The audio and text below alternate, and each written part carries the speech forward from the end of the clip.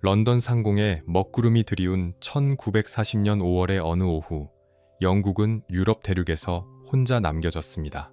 프랑스는 무너졌고 벨기에와 네덜란드는 나치의 깃발 아래 짓밟혔으며 히틀러의 전차 부대는 영국 해협 건너편에서 섬나라를 노려보고 있었습니다. 국민들은 공포에 떨었고 정치인들은 항복을 속삭였으며 누군가는 이미 백기를 준비하고 있었죠. 바로 그날 65살의 한 남자가 영국 총리로 임명되었습니다. 윈스턴 처칠. 그는 평생 두 개의 전쟁을 치러야 했던 사람이었습니다.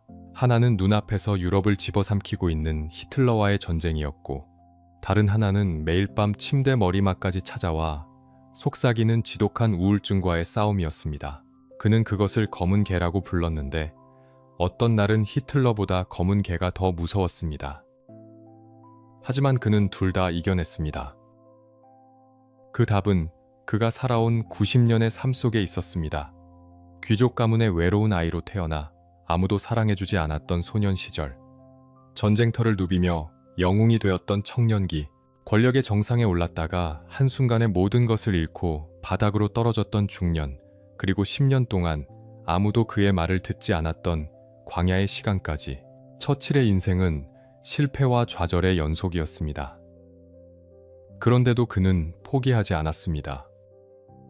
그리고 마침내 세상이 그를 필요로 하는 순간이 왔을 때 그는 준비되어 있었습니다. 이것은 90살까지 살았던 한 남자의 이야기입니다. 검은 개와 싸우며 넘어지고 일어서기를 반복하며 결국 세계를 구한 불굴의 리더 윈스턴 처칠의 삶 속으로 들어가 보겠습니다.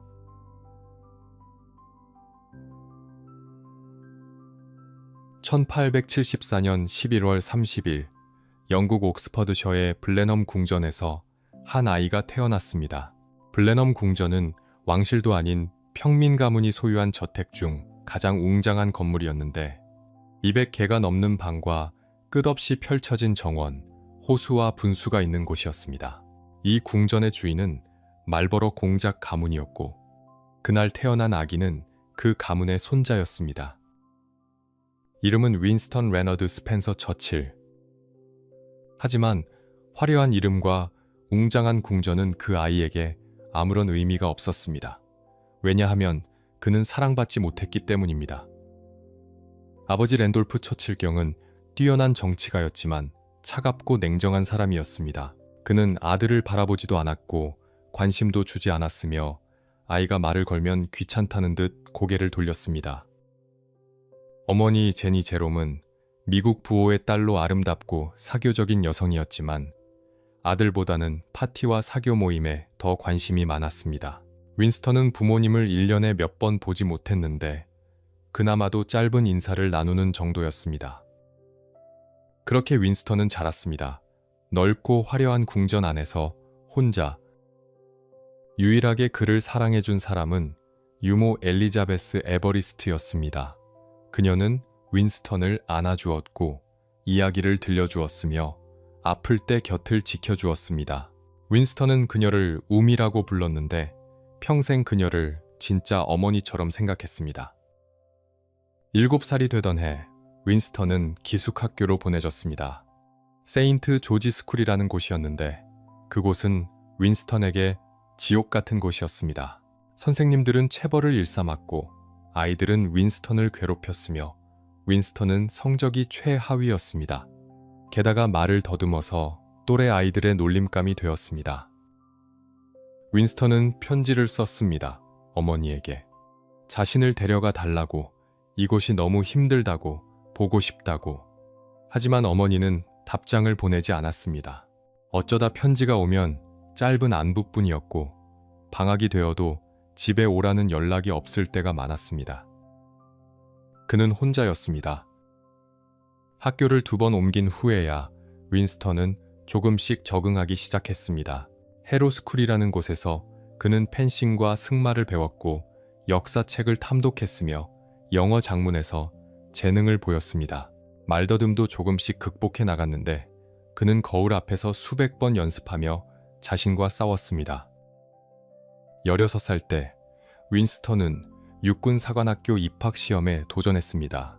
아버지는 아들이 정치가가 되길 바랐지만 윈스턴의 성적이 형편없자 포기하고 군인이라도 만들려 했습니다.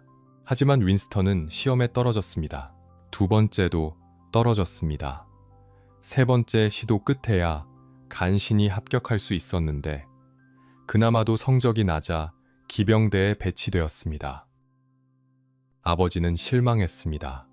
그리고 윈스턴에게 편지를 보냈는데 그 편지에는 이렇게 적혀 있었습니다. 너는 인생에서 아무것도 이루지 못할 것이다. 너는 실패자가 될 것이다. 윈스턴은 그 편지를 읽고 울었습니다. 하지만 동시에 마음속에 불씨가 타올랐습니다. 나는 아버지에게 증명할 것이다. 나는 성공할 것이다.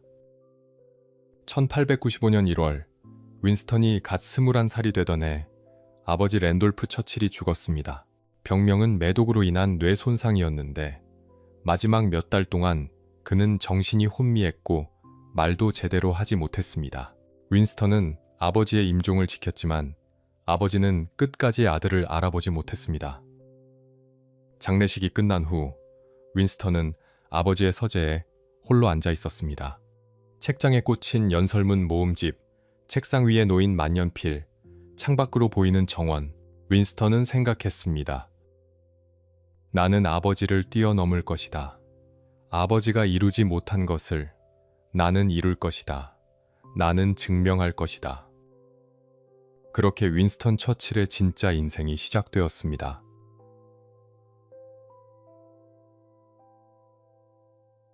아버지의 장례식이 끝나고 몇 달 후, 윈스턴 처칠은 육군 사관학교 샌드허스트를 졸업했습니다.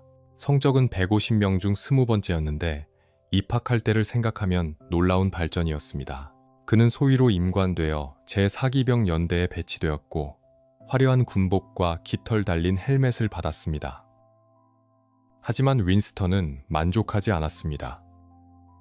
그는 단순히 평범한 군인으로 살고 싶지 않았습니다. 이름을 알리고 싶었고 유명해지고 싶었으며 아버지가 이루지 못한 것을 이루고 싶었습니다. 문제는 영국이 평화로웠다는 것이었습니다. 전쟁이 없었고 그러니 영웅이 될 기회도 없었습니다. 그래서 윈스턴은 전쟁을 찾아 나섰습니다. 1895년 21살의 윈스턴은 휴가를 얻어 쿠바로 향했습니다. 그곳에서는 스페인 군대와 쿠바 독립군 사이에 전쟁이 벌어지고 있었는데 윈스턴은 영국 신문사의 특파원 자격으로 전선에 참가했습니다. 총알이 머리 위를 스쳐 지나갔고 옆에 있던 병사가 쓰러졌으며 윈스턴은 그 모든 것을 기사로 썼습니다. 위험했지만 짜릿했고 무서웠지만 살아있다는 느낌이 들었습니다. 쿠바에서 돌아온 윈스턴은 더 큰 무대를 찾았습니다. 인도였습니다. 1896년 윈스턴은 인도 방갈로르의 주둔한 부대로 배치되었습니다. 하지만 평화로운 주둔지 생활은 지루했고 윈스턴은 책을 읽기 시작했습니다. 아침부터 밤까지 하루에 4~5시간씩 플라톤, 아리스토텔레스, 마키아벨리, 깁슨의 로마 제국 쇠망사를 읽었는데 그는 대학을 가지 못한 것을 독학으로 메우려 했습니다. 그리고 기회가 왔습니다. 1897년 인도 북서부 변경 지역에서 부족 반란이 일어났습니다. 윈스턴은 자원해서 그곳으로 갔고 말라칸드 야전군에 합류했습니다. 산악지대에서 벌어진 전투는 치열했는데 윈스턴은 말을 타고 돌격했고 총을 쏘았으며 적의 공격을 막아냈습니다. 그는 전투 중에도 수첩을 꺼내 메모를 했고 밤이 되면 텐트 안에서 기사를 작성해 영국 신문사로 보냈습니다. 윈스턴의 기사는 런던에서 인기를 끌었습니다. 사람들은 이 젊은 장교의 생생한 전투 묘사에 열광했고 신문은 그의 이름을 크게 실었습니다. 윈스턴은 기사를 모아 말라칸드 야전군 이야기라는 제목의 책으로 출판했습니다. 책은 베스트셀러가 되었고 23살의 윈스턴 처칠은 영국에서 유명 인사가 되었습니다. 하지만 윈스턴은 멈추지 않았습니다. 1898년 그는 수단으로 갔습니다. 그곳에서는 영국군과 마흐디군 사이에 전쟁이 벌어지고 있었는데 윈스턴은 다시 한번 특파원 자격으로 전선에 참가했습니다. 옴두르만 전투에서 그는 제21 창기병 연대와 함께 마지막 대규모 기병 돌격에 참여했습니다.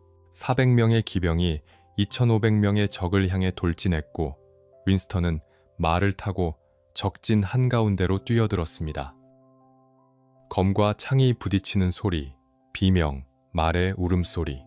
윈스턴은 권총을 쏘며 적을 쓰러뜨렸고 가까스로 살아남았습니다.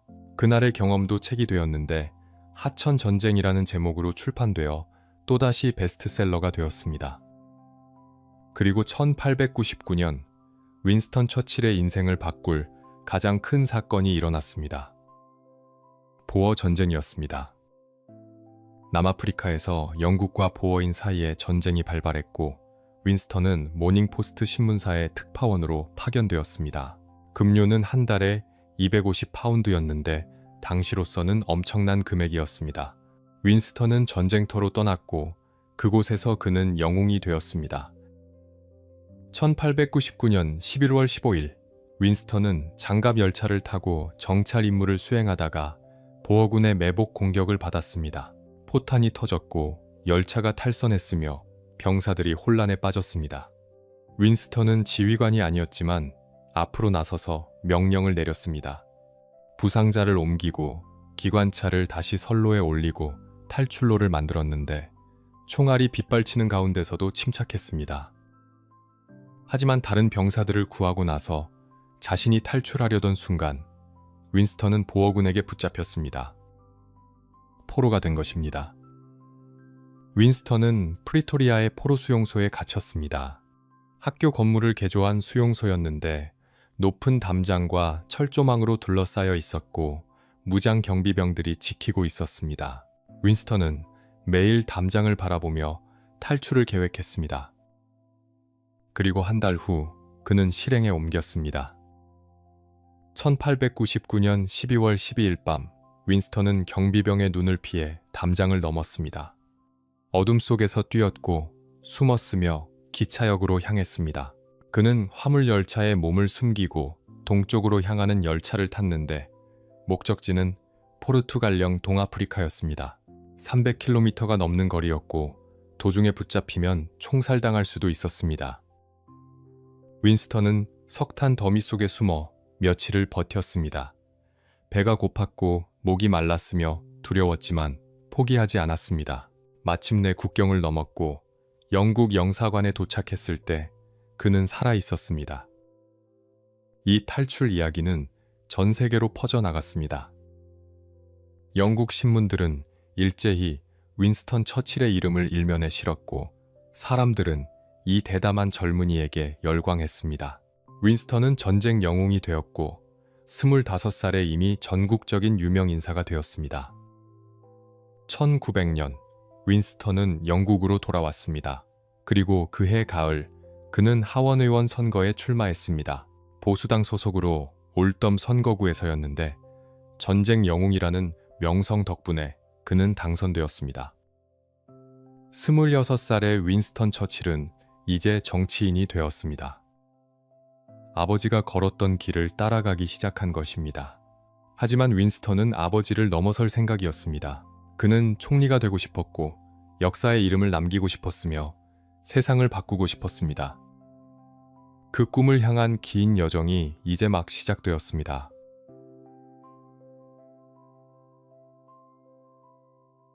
(1900년 10월) 웨스트민스터 궁전의 하원 의사당에 25살의 윈스턴 처칠이 들어섰습니다. 높은 천장과 오래된 나무 벤치, 역사의 무게가 느껴지는 공간이었습니다. 윈스턴은 보수당 의원으로 의회에 입성했지만 그는 조용히 앉아있는 신참 의원이 아니었습니다. 첫 연설부터 그는 주목을 받았습니다. 윈스턴의 연설은 도발적이었고 논쟁적이었으며 때로는 자기 당의 정책까지 비판했습니다. 보수당 지도부는 불편해했지만 언론은 주목했고 사람들은 이 젊고 대담한 정치인에 대해 이야기하기 시작했습니다. 윈스턴은 어릴 때부터 괴롭혔던 말더듬을 완전히 극복하지는 못했지만 연설문을 암기하고 수백 번 연습하며 그것을 무기로 만들었습니다. 하지만 1904년 윈스턴은 보수당을 떠났습니다. 이유는 자유무역이었습니다. 보수당이 보호무역 정책을 추진하자 윈스턴은 반대했고 결국 당을 바꿔 자유당으로 옮겼습니다. 보수당 의원들은 분노했습니다.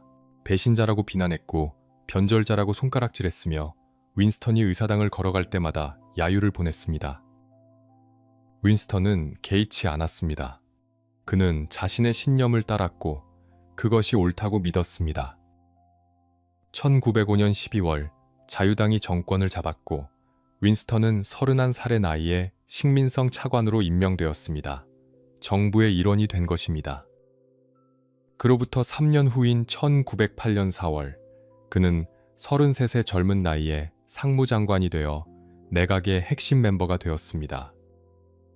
그리고 그해 9월 윈스턴의 인생에 또 다른 중요한 사건이 일어났습니다. 결혼이었습니다. 윈스턴은 한 파티에서 클레멘타인 호지어라는 여성을 만났습니다.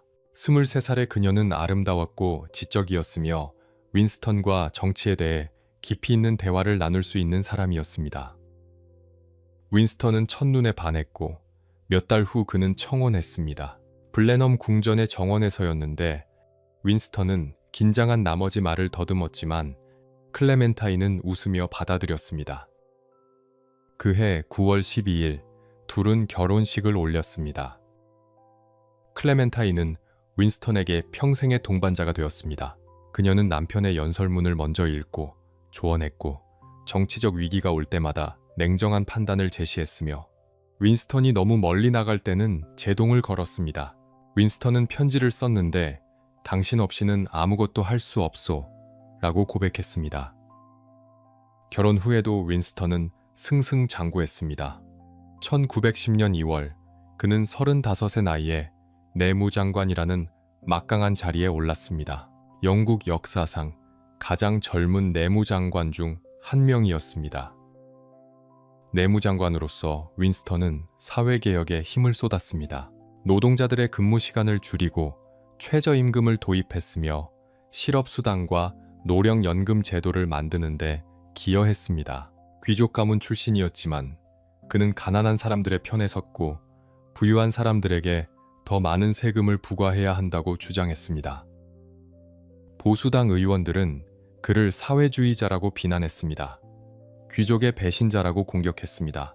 하지만 노동자들은 윈스턴을 지지했고 자유당은 그를 미래의 총리 후보로 보기 시작했습니다. 그리고 1911년 10월 윈스턴은 또 한 번 도약했습니다. 36살의 나이에 해군 장관이 된 것입니다. 해군 장관은 단순한 장관직이 아니었습니다. 당시 영국의 힘은 해군에서 나왔고 대영제국을 지키는 것은 바다를 지배하는 능력이었습니다. 하지만 독일이 빠르게 해군을 증강하고 있었고 영국의 우위가 흔들리기 시작했습니다. 윈스턴은 이 위기를 느꼈고 대담한 개혁을 시작했습니다. 그는 해군을 현대화했습니다. 낡은 전함들을 퇴역시키고 새로운 드레드노트급 전함을 건조했으며 석탄 대신 석유를 사용하는 배로 전환했습니다.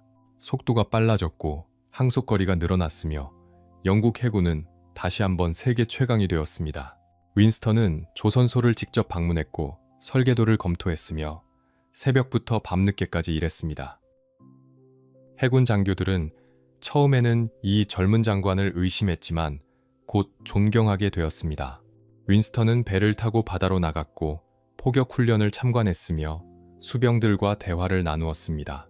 그는 책상에 앉아있는 관료가 아니라 직접 현장을 뛰어다니는 지도자였습니다. 1914년 여름, 유럽에는 긴장감이 감돌고 있었습니다.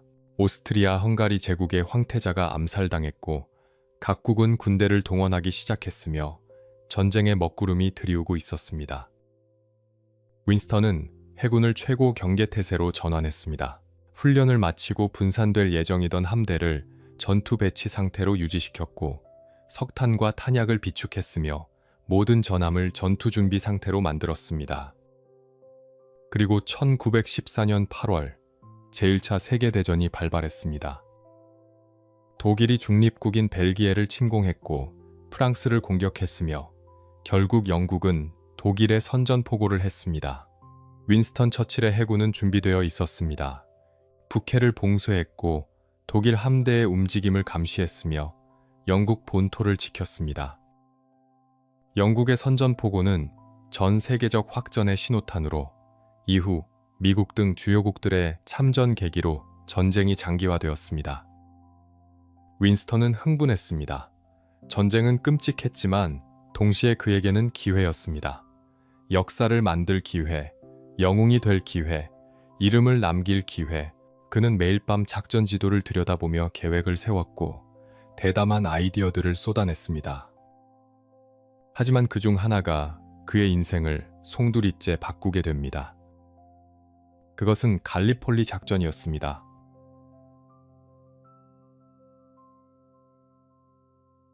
(1914년) 말 전쟁은 교착 상태에 빠져 있었습니다. 서부 전선에서는 영국군과 프랑스군이 독일군과 마주보며 참호를 파고 있었고 수백 킬로미터에 걸친 참호선은 움직이지 않았습니다. 수만 명이 죽어나갔지만 전선은 몇 미터도 전진하지 못했고 전쟁은 끝날 기미가 보이지 않았습니다. 윈스턴 처칠은 이 상황을 견딜 수 없었습니다. 그는 다른 방법을 찾았습니다. 참호전의 수렁에서 벗어나 전쟁을 끝낼 대담한 작전, 한 번의 결정적인 타격으로 독일을 무너뜨릴 계획. 윈스턴은 지도를 펼쳐놓고 연구했고 마침내 답을 찾았다고 생각했습니다. 다르다넬스 해협이었습니다.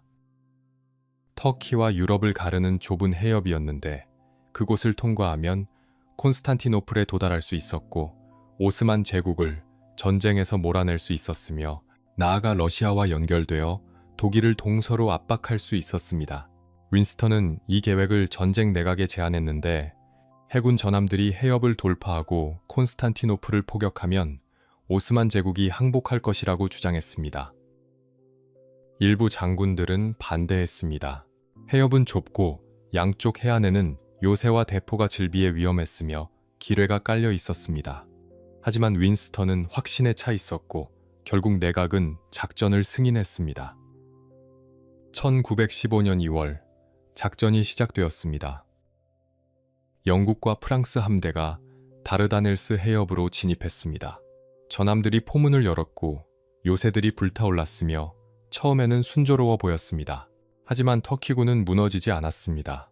해협 깊숙한 곳에 숨겨진 대포들이 반격을 시작했고 기뢰들이 전함의 선체를 찢었으며 사흘 만에 세 척의 전함이 침몰했습니다. 해군만으로는 불가능하다는 것이 명백해졌습니다.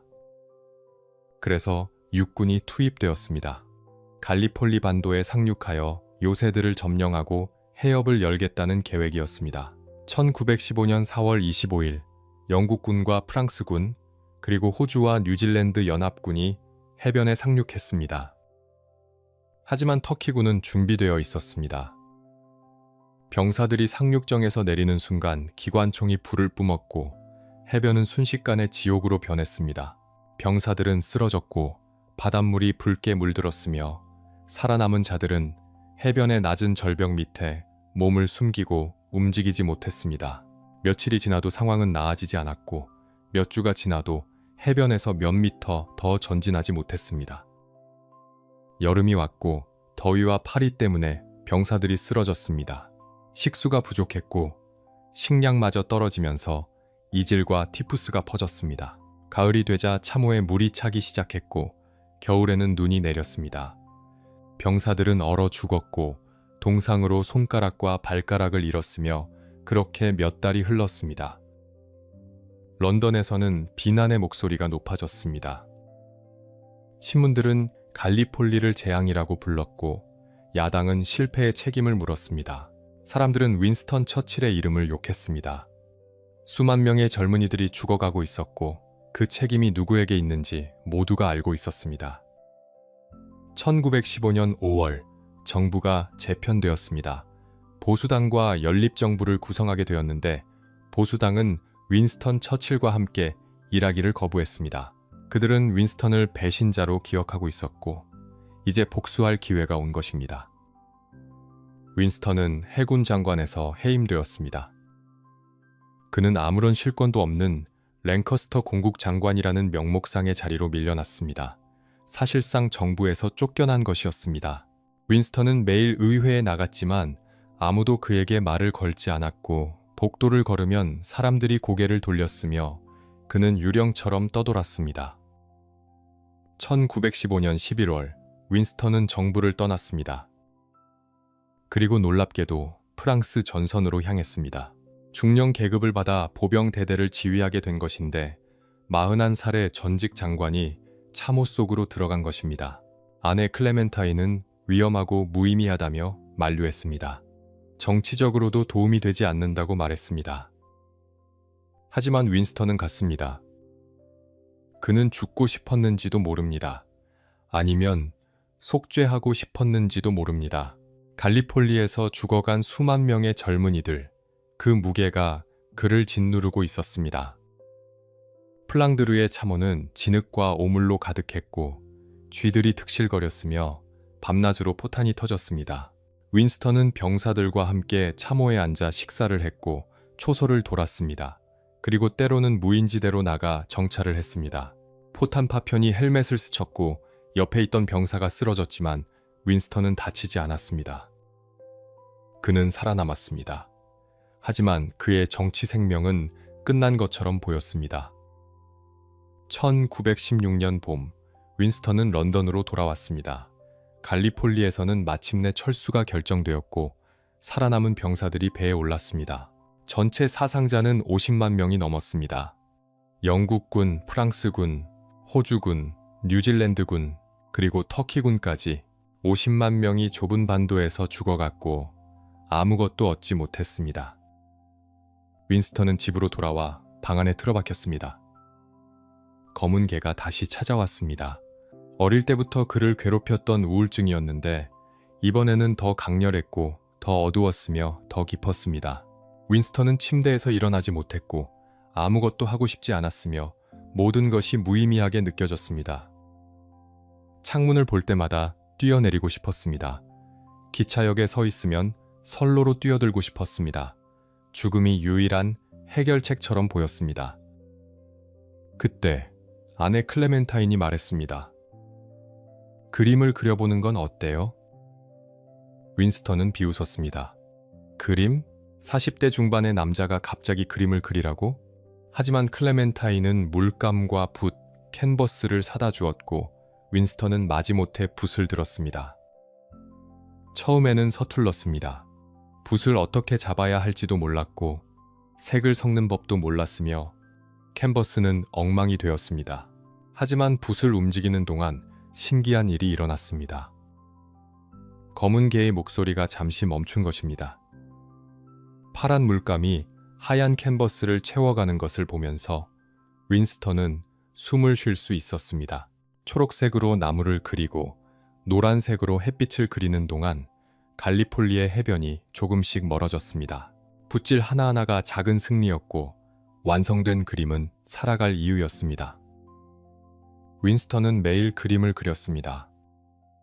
정원의 연못을, 차트웰 저택의 풍경을, 프랑스 남부의 해변을.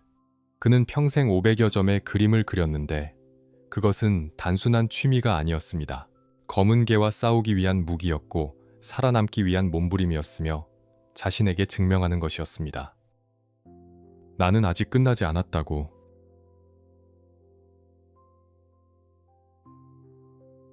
(1920년대) 윈스턴 처칠은 조금씩 정치 무대로 돌아왔습니다. 갈리폴리의 상처는 깊었지만 그는 포기하지 않았고 1922년에 다시 하원 의원으로 당선되었습니다. 1924년에는 재무장관이 되었습니다. 50살의 윈스턴은 다시 권력의 중심으로 돌아온 것처럼 보였습니다. 하지만 그것은 착각이었습니다. 1929년 세계 대공황이 시작되었습니다. 주식시장이 붕괴되면서 은행들이 파산했고 수백만 명이 일자리를 잃었습니다. 영국 경제도 무너졌고 사람들은 정부를 비난했습니다. 그해 총선에서 보수당은 참패했고 윈스턴 처칠도 낙선했습니다. 55살의 윈스턴은 다시 모든 것을 잃었습니다. 이번에는 더 가혹했습니다. 1915년의 몰락은 일시적인 좌절이었지만 이번에는 아무도 그를 필요로 하지 않았습니다. 보수당은 그를 신뢰하지 않았고 노동당은 그를 증오했으며 자유당은 이미 힘을 잃은 상태였습니다. 윈스턴은 어디에도 속하지 못한 채 떠돌았고 정치적으로 고립되었습니다. 광야의 10년이 시작되었습니다. 윈스턴은 켄트주의 차트웰 저택으로 물러났습니다. 아내 클레멘타인과 함께 산 이 집은 언덕 위에 있었고 넓은 정원과 연못이 있었으며 런던에서 멀리 떨어진 조용한 곳이었습니다. 윈스턴은 그곳에서 은둔하며 시간을 보냈는데 정치인으로서의 삶은 끝난 것처럼 보였습니다. 하지만 검은 개는 윈스턴을 떠나지 않았습니다. 아침에 눈을 뜨면 그것이 침대 옆에 앉아 있었고 식사를 할 때도 곁에 있었으며 밤에 잠들려 하면 귀에 속삭였습니다. 너는 끝났어. 아무도 너를 기억하지 않아. 그냥 사라지는 게 나아. 윈스턴은 그 목소리와 싸웠지만 점점 더 힘들어졌습니다. 술이 유일한 위안이었습니다. 윈스턴은 아침에 일어나자마자 위스키를 마셨고 점심에는 샴페인을 그리고 저녁에는 브랜디를 마셨습니다. 하루에 마시는 양이 일반인의 일주일치였는데 의사들은 간을 걱정했지만 윈스턴은 멈추지 않았습니다. 클레멘타인이 우려를 표하자 그는 말했습니다. 술이 없으면 검은 개가 나를 물어뜯을 거요. 윈스턴은 시가도 놓지 않았습니다. 하루에 8개에서 10개의 시가를 피웠는데 식사 중에도 피웠고 잠들기 직전까지 피웠습니다. 시가 연기가 방 안을 가득 채울 정도였습니다. 사람들은 건강을 걱정했지만 윈스턴에게 시가는 단순한 기호품이 아니었습니다. 연기가 피어오르는 것을 보면서 그는 자신이 아직 살아있음을 느꼈고 무언가를 통제하고 있다는 느낌을 받았습니다. 그는 벽돌을 쌓았습니다. 정원에 담을 쌓고 연못 주변에 벽을 만들고 작은 건물을 지었습니다. 시멘트를 섞고 벽돌을 올리고 수평을 맞추는 동안 머리가 멈췄습니다. 손이 움직이는 동안에는 검은 개가 조용했고 하루 종일 벽돌을 쌓고 나면 너무 피곤해서 생각할 힘도 남지 않았습니다. 윈스턴은 석공조합에 가입까지 했는데 사람들은 전직 재무장관이 벽돌을 쌓는 모습을 이상하게 여겼지만 그는 개의치 않았습니다. 그리고 밤이 되면 글을 썼습니다. 윈스턴은 책상 앞에 앉아 펜을 들었고 새벽까지 글을 썼습니다. 제1차 세계대전 회고록을 쓰고 말버러 공작의 전기를 쓰고 영어권 국가들의 역사를 썼습니다. 총 400만 단어가 넘는 분량이었는데 이것은 단순히 돈을 벌기 위한 작업이 아니었습니다. 글을 쓰는 동안 그는 살아있었고 무언가를 창조하고 있었으며 역사 속에 자신의 이름을 남기고 있었습니다. 검은 개를 이기는 방법은 하나뿐이었습니다. 멈추지 않는 것. 그림을 그리고 벽돌을 쌓고 글을 쓰고 술을 마시고 시가를 피우며 하루하루를 버텼습니다. 검은 개는 여전히 그곳에 있었지만 윈스턴은 그것을 끌고 다니며 살아갔습니다. 하지만 정치적으로는 완전히 고립되어 있었습니다. 1933년 독일에서 아돌프 히틀러가 집권했습니다. 윈스턴은 즉시 경고를 시작했습니다. 히틀러는 위험하다고, 독일이 다시 무장하고 있다고, 전쟁을 준비하고 있다고 외쳤습니다. 의회에서 연설했고 신문에 기고했으며 라디오에 출연해 경고했습니다. 하지만 아무도 듣지 않았습니다. 영국 국민들은 전쟁에 지쳐 있었습니다. 제1차 세계대전은 너무나 끔찍했고 수백만 명이 죽었기에 다시는 그런 일이 일어나서는 안 된다고 생각했습니다. 독일과 평화롭게 지내야 한다고 히틀러의 요구를 들어주면 전쟁을 피할 수 있다고 믿었습니다. 네빌 체인벌린 총리는 유화 정책을 펼쳤습니다. 독일에 양보했고 히틀러와 협상하면서 평화를 지킬 수 있다고 믿었습니다. 1938년 위멘에서 체인벌린은 히틀러를 만났고 체코슬로바키아의 일부를 독일에 넘겨주는데 동의했습니다. 체인벌린은 런던으로 돌아와 비행기에서 내리며 종이를 흔들었습니다. 우리 시대의 평화를 가져왔습니다. 국민들은 환호했습니다. 신문들은 체인벌린을 영웅이라고 불렀고 의회는 박수갈채를 보냈습니다. 하지만 윈스턴 처칠은 일어나서 반대했습니다. 이것은 평화가 아닙니다. 이것은 재앙의 시작입니다. 우리는 전쟁과 수치 중 하나를 선택해야 했는데 수치를 선택했습니다. 그리고 결국 전쟁도 얻게 될 것입니다. 의원들은 야유를 보냈습니다. 신문들은 윈스턴을 전쟁광이라고 비난했고 사람들은 그를 시대착오적인 늙은이라고 비웃었습니다. 64살의 윈스턴 처칠은 완전히 고립되었고 아무도 그의 말을 듣지 않았습니다. 하지만 윈스턴은 계속 경고했습니다. 매주 의회에 나가 연설했고 매달 기고문을 썼으며 기회가 있을 때마다 외쳤습니다. 독일이 재무장하고 있다고, 공군력이 영국을 넘어섰다고, 히틀러가 유럽을 집어삼킬 준비를 하고 있다고 말했습니다. 사람들은 귀를 막았고 눈을 감았으며 윈스턴을 미치광이 취급했습니다. 차트웰 저택의 밤은 길고 외로웠습니다. 윈스턴은 서재에 홀로 앉아 지도를 보며 생각했습니다. 유럽의 지도 위에 독일의 영토가 점점 커지고 있었고 오스트리아가 병합되었으며 체코슬로바키아가 사라지고 있었습니다. 폴란드가 다음 차례일 것이 분명했고 그 다음은 프랑스였으며 결국 히틀러는 영국으로 올 것이었습니다. 윈스턴은 알고 있었습니다. 하지만 아무도 듣지 않았습니다. 검은 개가 속삭였습니다. 너는 틀렸어. 모두가 너를 비웃고 있어. 넌 미친 늙은이일 뿐이야. 윈스턴은 브랜디를 마시고 시가에 불을 붙였습니다. 연기를 깊이 들이마시고 천천히 내뱉으며 생각했습니다. 내가 틀렸으면 좋겠다. 하지만 나는 옳다. 그리고 곧 모두가 알게 될 것이다. 1939년 9월 1일 독일이 폴란드를 침공했습니다. 이틀 후 영국이 독일에 선전포고를 했습니다.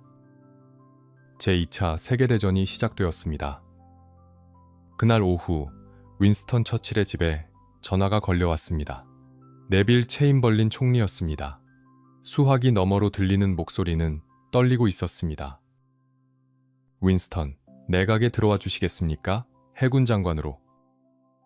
65살의 윈스턴 처칠은 24년 만에 다시 해군 장관이 되었습니다. 그가 해군성 건물에 들어서자 해군 본부는 전 세계의 영국 함대에 전문을 보냈습니다. Winston is back. 윈스턴이 돌아왔다. 광야의 10년이 끝났습니다. 그리고 윈스턴 처칠의 진짜 시간이 시작되려 하고 있었습니다.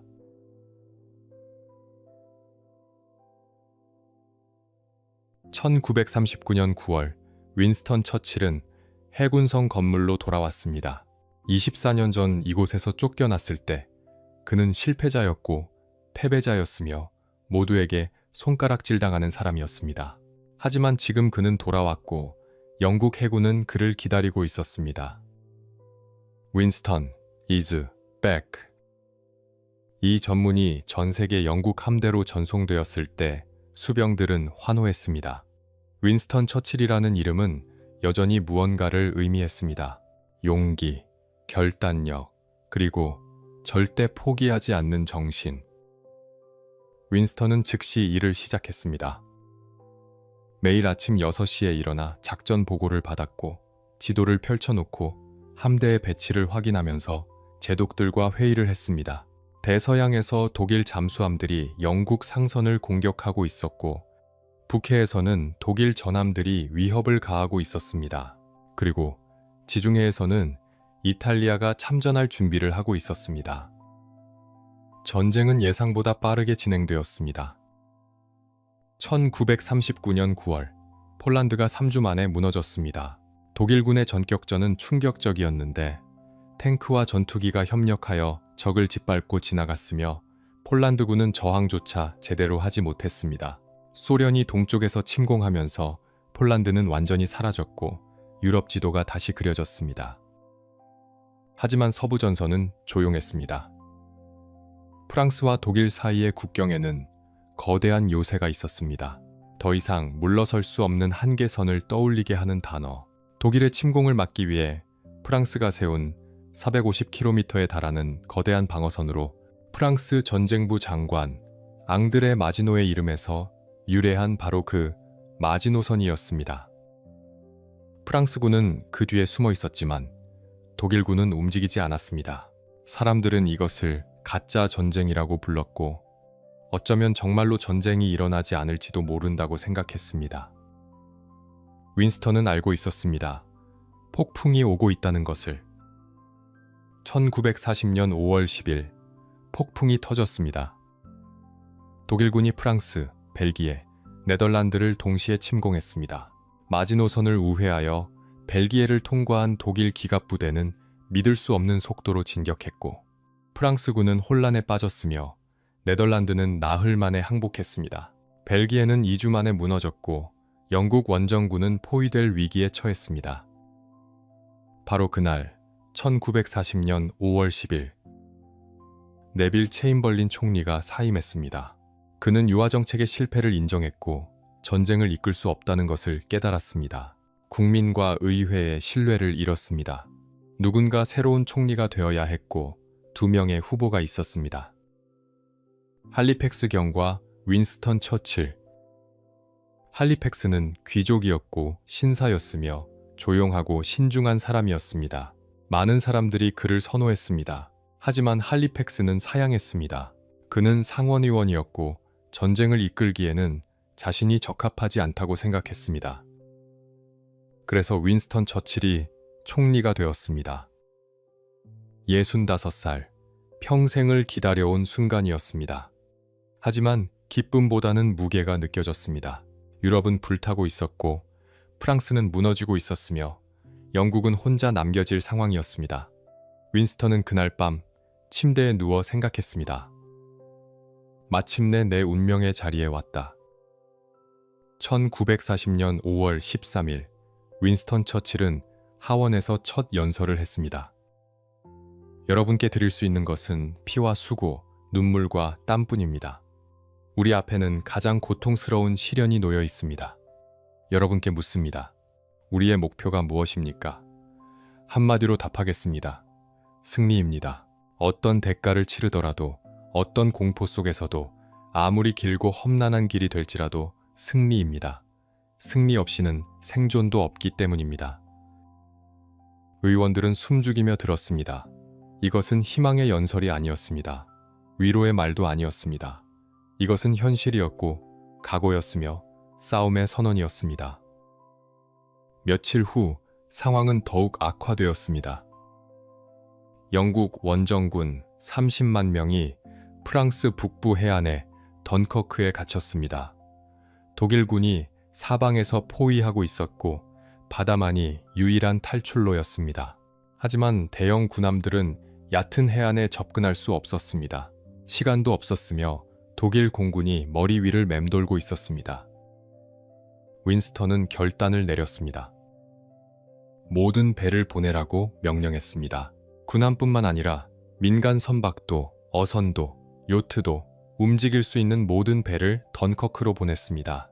수백 척의 작은 배들이 영국 해협을 건너 던커크 해변으로 향했고 폭격 속에서 병사들을 구출하기 시작했습니다. 9일 동안 던커크 철수가 계속되었습니다. 작은 배들이 해변과 군함 사이를 왕복했고 병사들은 허리까지 물에 잠긴 채 배를 기다렸으며 독일군의 포탄이 모래 위에서 터졌습니다. 하지만 배들은 계속 왔고 병사들은 하나둘씩 구출되었으며 마침내 33만 명이 영국으로 돌아왔습니다. 기적이었습니다. 하지만 윈스턴은 승리라고 말하지 않았습니다. 전쟁은 철수로 이길 수 없다는 것을 알고 있었습니다. 모든 무기와 장비를 던커크에 버리고 왔고 프랑스는 여전히 무너지고 있었으며 영국은 이제 혼자였습니다. 1940년 6월 4일 윈스턴은 다시 연설했습니다. 우리는 프랑스에서 싸울 것입니다. 우리는 바다와 대양에서 싸울 것입니다. 우리는 하늘에서 점점 더 강하고 자신 있게 싸울 것입니다. 우리는 어떤 대가를 치르더라도 우리 섬을 방어할 것입니다. 우리는 해변에서 싸울 것입니다. 우리는 상륙 지점에서 싸울 것입니다. 우리는 들판과 거리에서 싸울 것입니다. 우리는 언덕에서 싸울 것입니다. 우리는 결코 항복하지 않을 것입니다. 라디오를 통해 이 연설을 들은 영국 국민들은 울었습니다. 두려움 속에서도 용기가 솟아났고 절망적인 상황이었지만 희망을 발견했습니다. 혼자였지만 그들은 자신들이 강하다는 것을 깨달았습니다. 6월 22일 프랑스가 항복했습니다. 히틀러는 파리를 점령했고 프랑스 정부는 독일과 휴전협정을 맺었으며 유럽 대륙 전체가 나치의 손에 떨어졌습니다. 영국만이 홀로 남았고 히틀러는 영국 해협 건너편에서 침공을 준비하고 있었습니다. 여름이 왔고 영국 전투가 시작되었습니다. 독일 공군이 영국 상공을 공격하기 시작했습니다. 폭격기들이 날마다 런던과 다른 도시들을 폭격했고 건물이 무너졌습니다. 사람들이 죽어갔지만 영국 공군은 맞섰습니다. 스피파이어와 허리케인 전투기들이 하늘로 올라가 독일 폭격기들과 싸웠고 젊은 조종사들이 목숨을 걸고 싸웠습니다. 윈스턴은 런던 거리를 걸으며 폭격 현장을 방문했습니다. 잔해 속에 서서 시민들을 격려했고 손을 잡아주었으며 그는 손가락 2개를 펼쳐 보였습니다. 승리, 빅토리를 뜻하는 V자였습니다. 폐허가 된 거리에서 늙은 총리가 내민 그 손가락 2개는 어떤 무기보다 강력한 희망이었습니다. 사람들은 그를 보며 힘을 얻었고 계속 버틸 수 있었습니다. 8월 20일, 윈스턴은 또 한 번 연설했습니다. 인류의 역사에서 이토록 적은 사람들이 이토록 많은 사람들을 위해 이토록 많은 것을 한 적이 없었습니다. 영국 공군 조종사들에 대한 찬사였습니다. 그들은 하루에도 여러 번 출격했고 동료들이 불타며 떨어지는 것을 보았으며 자신도 언제 죽을지 모른다는 것을 알고 있었습니다. 하지만 독일 공군에 맞서 계속 싸웠고 결국 승리했습니다. 9월 말 히틀러는 영국 침공을 포기했습니다. 제공권을 장악하지 못했고 영국 해군이 영국 해협을 지키고 있는 상황에서 상륙 작전은 불가능했습니다. 영국은 혼자였지만 살아남았습니다. 그날 밤 윈스턴 처칠은 벙커에서 나와 밤하늘을 올려다보았습니다. 별들이 빛나고 있었습니다. 런던의 불빛은 꺼져 있었고 멀리서 사이렌 소리가 들렸습니다. 검은 개가 여전히 그곳에 있었지만 지금 이 순간만큼은 조용했습니다. 그는 시가에 불을 붙이고 연기를 깊이 들이마셨습니다. 그리고 생각했습니다. 우리는 이길 것이다.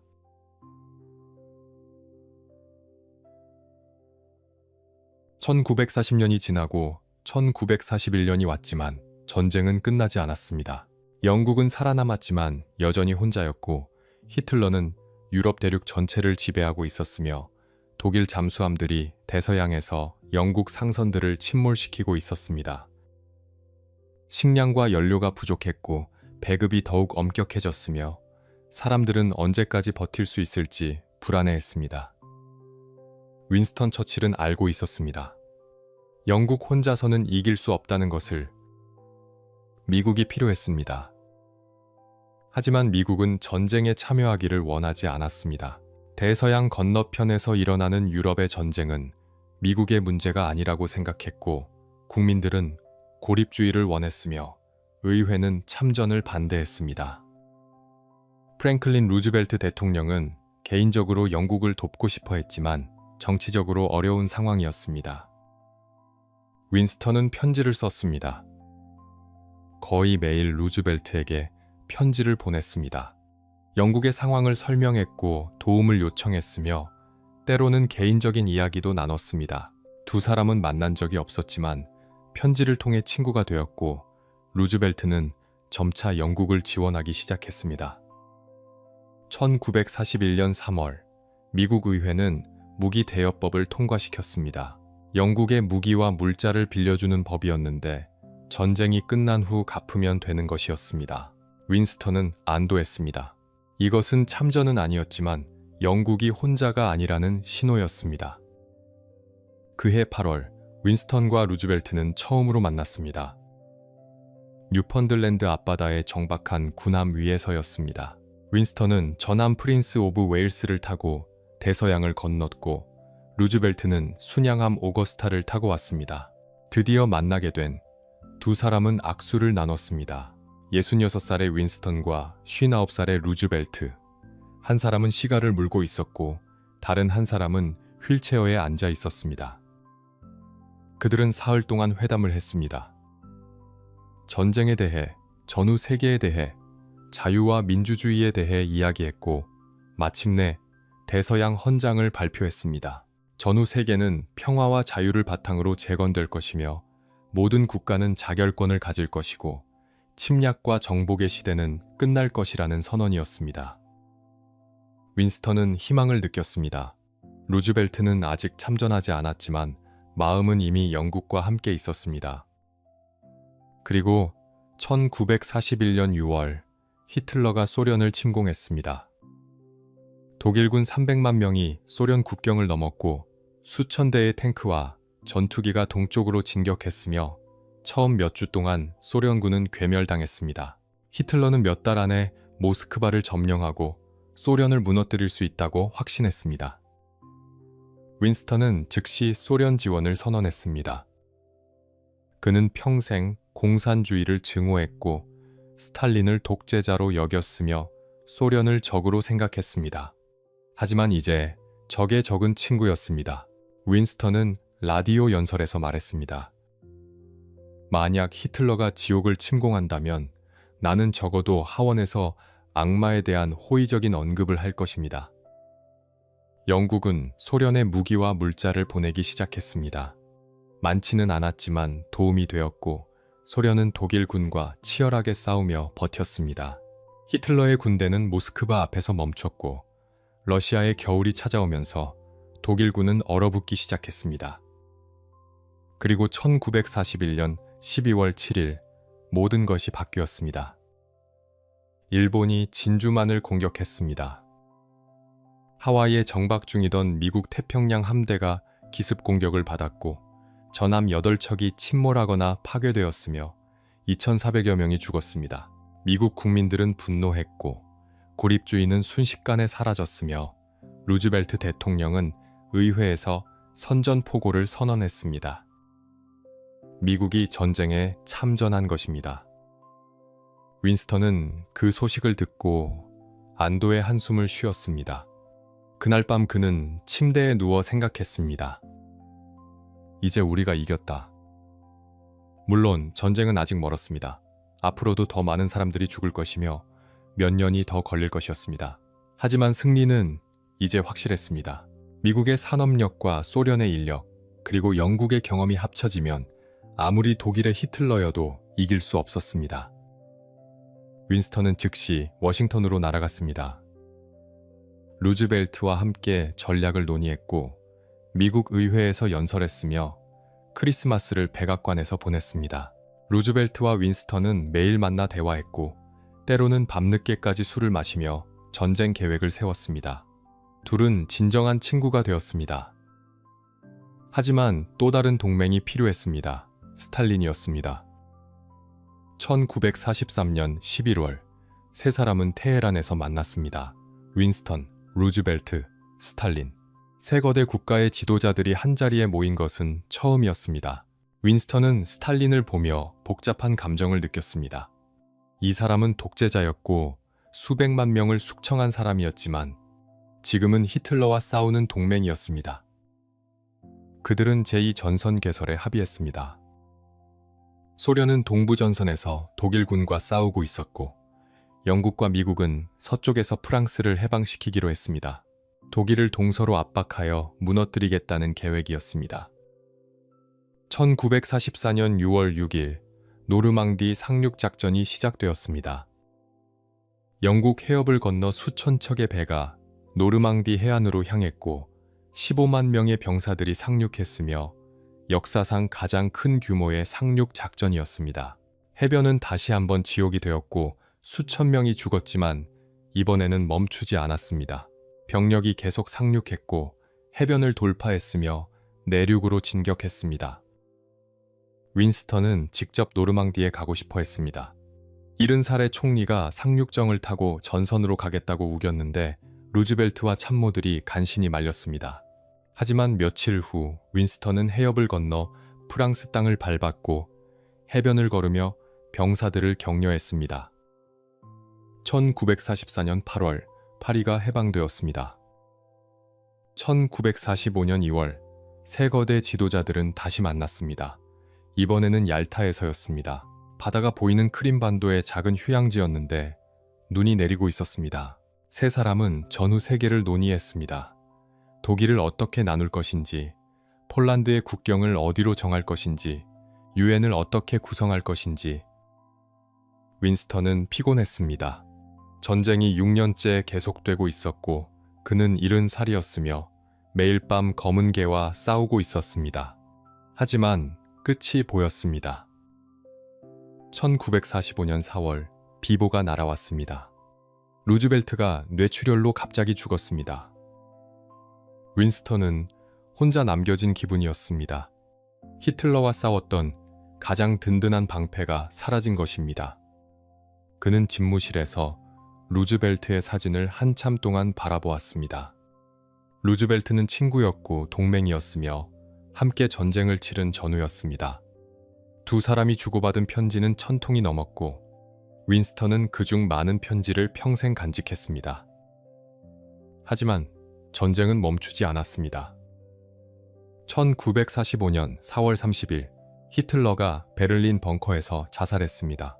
일주일 후인 5월 8일 독일이 무조건적인 항복을 했습니다. 전쟁이 끝났습니다.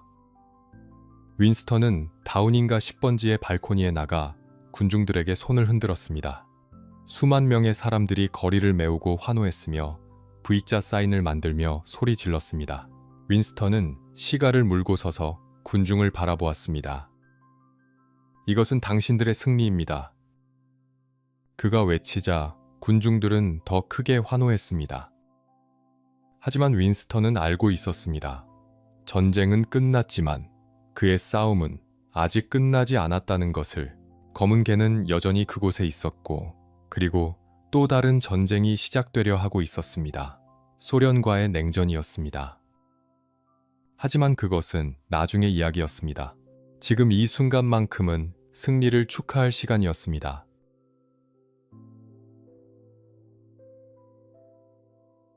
(1945년 7월) 전쟁이 끝난 지 2달 후 영국에서 총선이 치러졌습니다.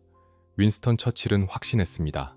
전쟁 영웅인 자신이 당연히 재선될 것이라고 생각했고 국민들이 자신을 지지할 것이라고 믿었으며 보수당의 승리는 의심할 여지가 없어 보였습니다. 하지만 개표 결과는 충격이었습니다.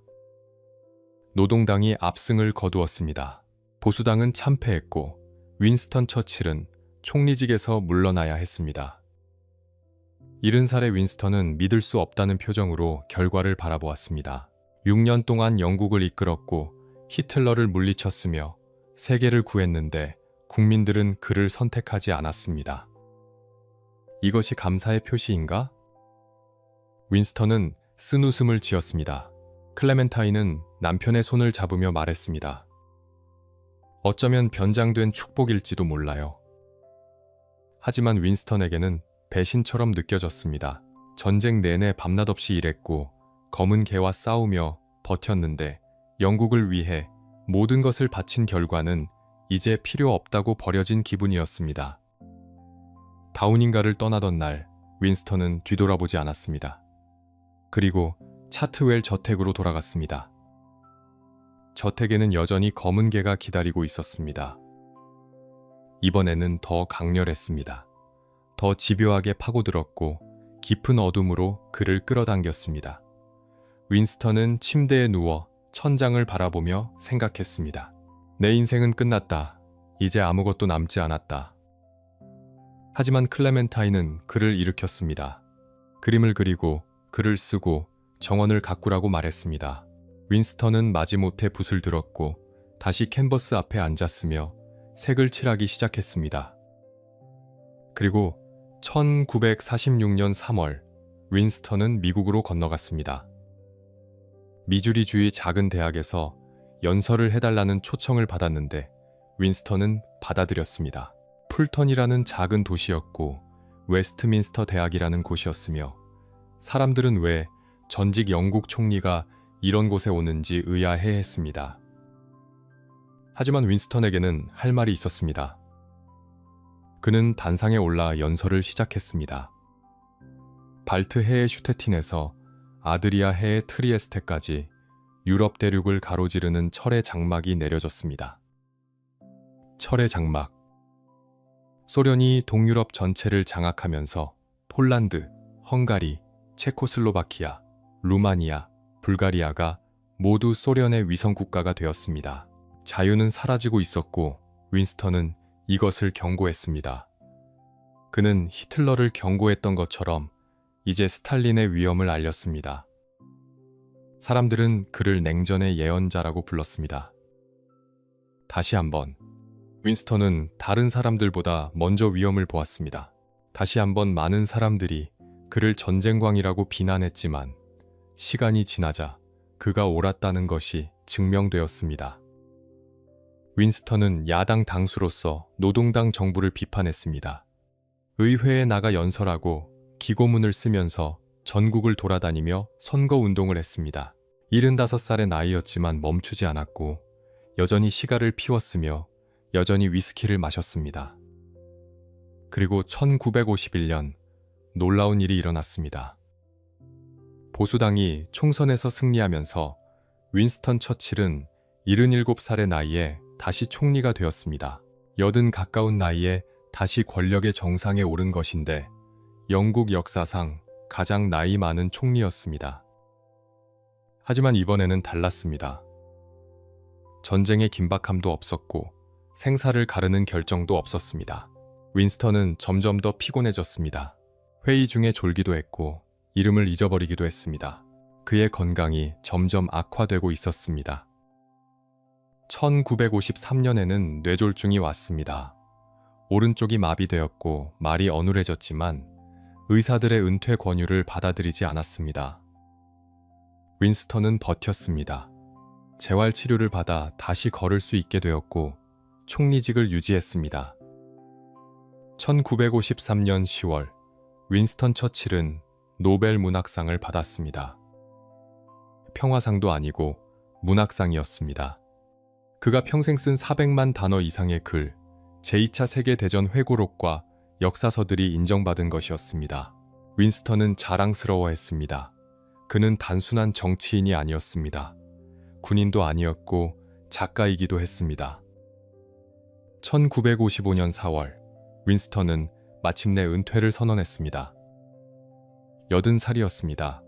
더 이상 버틸 힘이 없었습니다. 건강이 계속 악화되고 있었고 이제는 정말로 쉬어야 할 때였습니다.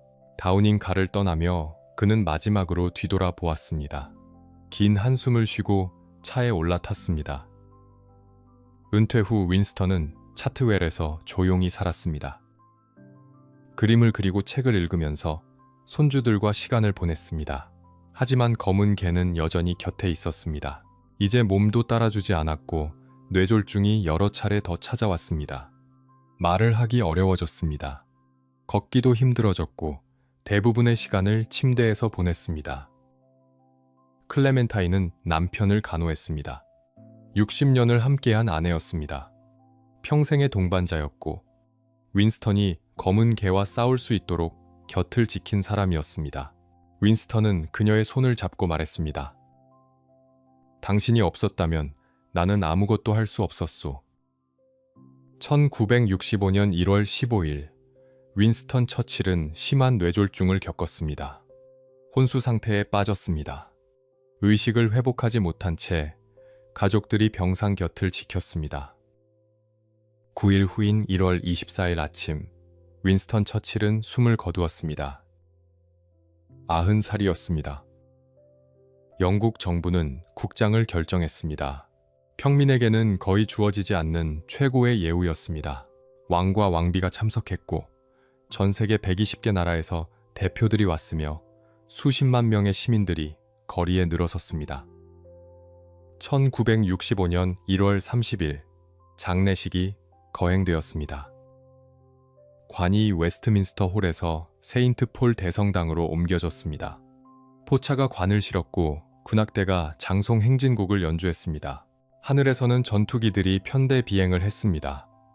대포가 조포를 쏘았고 교회 종이 울렸습니다.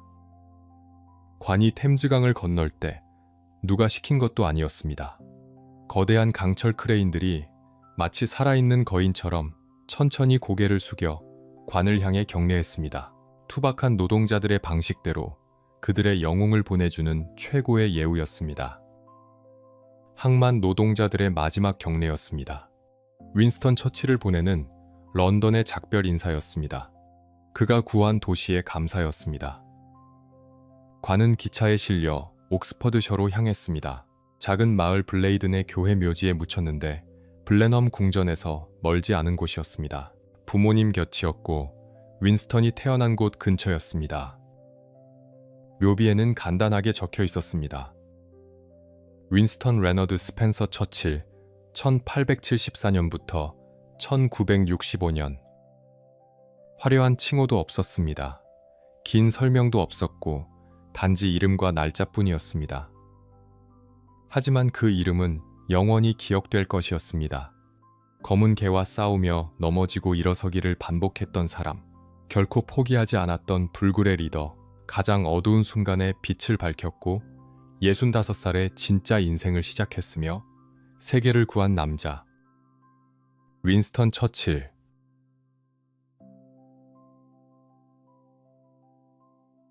윈스턴 처칠은 평생 검은 개와 싸웠습니다.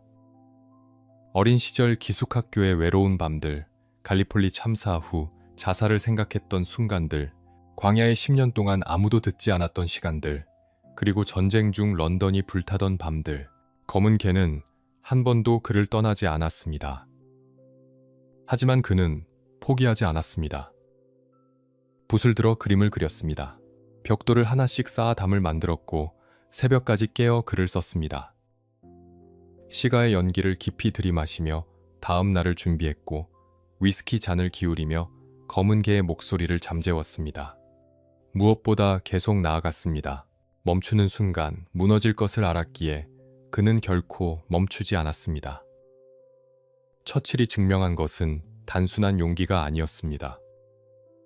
검은 개를 완전히 없앨 수는 없어도 그것과 함께 살아갈 수 있다는 것을 보여주었습니다. 우울증을 안고도 세계를 구할 수 있다는 것, 65살에도 인생의 정점에 오를 수 있다는 것, 수없이 실패해도 결국 일어설 수 있다는 것을 증명했습니다. 그는 완벽한 영웅이 아니었습니다. 술을 너무 많이 마셨고 고집이 세서 주변 사람들을 힘들게 했으며 때로는 잘못된 판단을 내렸습니다. 갈리폴리에서 수만 명을 죽게 했고 식민지 문제에서는 시대착오적인 생각을 가지고 있었으며 가족들에게는 때때로 무심했습니다. 하지만 바로 그 불완전함 때문에 우리는 그에게서 희망을 봅니다. 처칠은 슈퍼맨이 아니었습니다. 매일 아침 일어나기 힘들어했고 실패의 무게에 짓눌렸으며 검은 개의 속삭임에 귀 기울일 뻔했던 평범한 인간이었습니다. 그럼에도 불구하고 그는 일어났습니다. 다시, 또다시, 끝없이 일어났습니다. 만약 당신도 지금 검은 개와 싸우고 있다면 이것을 기억하십시오. 윈스턴 처칠도 그랬습니다.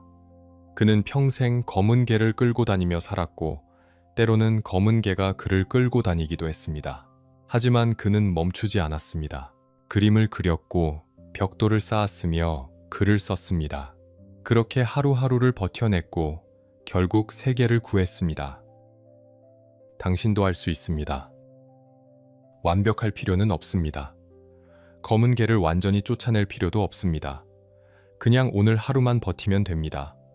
내일은 내일 걱정하고 오늘은 오늘만 살아내면 됩니다. 처칠이 그랬던 것처럼 65살의 총리가 된 남자의 이야기는 우리에게 말합니다. 너무 늦은 나이란 없다고, 너무 많이 실패했다는 것도 없다고, 너무 오래 고통받았다는 것도 핑계가 될 수 없다고. 중요한 것은 지금 이 순간, 다시 일어서느냐 마느냐입니다. 윈스턴 처칠은 일어섰습니다. 그리고 그는 이겼습니다. 오늘도 검은 개와 싸우고 있는 누군가에게 이 이야기가 작은 위로가 되었기를 바랍니다.